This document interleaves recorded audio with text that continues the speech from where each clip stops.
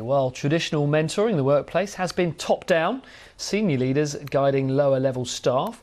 Reverse mentoring is a form of coaching where younger workers teach upwards. Junior staff members guide their more senior colleagues on everything from consumer desires and TikTok to changing attitudes around social issues.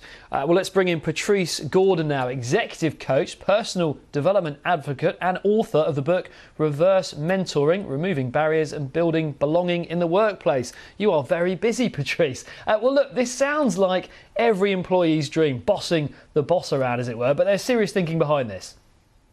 Absolutely. I was the first reverse mentor at Virgin Atlantic about 5 years ago. And I thought it was such a transformative tool, really getting to sit in front of a senior executive. I was mentoring the CEO, and it was just so great to have the barriers removed and to have my opinions and viewpoints heard. So it is really empowering. And as a result of that, I've done a huge amount of research around quite a few programs investigating how we can use this tool to really transform relationships at work, specifically when it comes to an age perspective, from a gender perspective, and also from an ethnicity perspective too. Yeah, I guess in this sort of modern world, I mean, you know, bosses, slightly different generation, things that have moved on. There is a lot they can learn from sort of younger employees.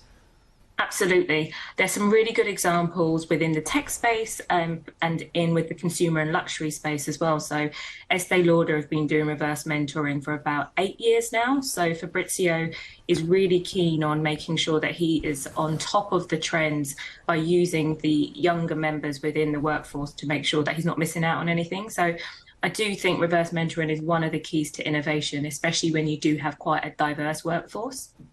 And I suppose this requires buy-in from all sides. I mean, managers, it takes a bit of a leap sitting down with junior staff being told how to manage. It definitely does.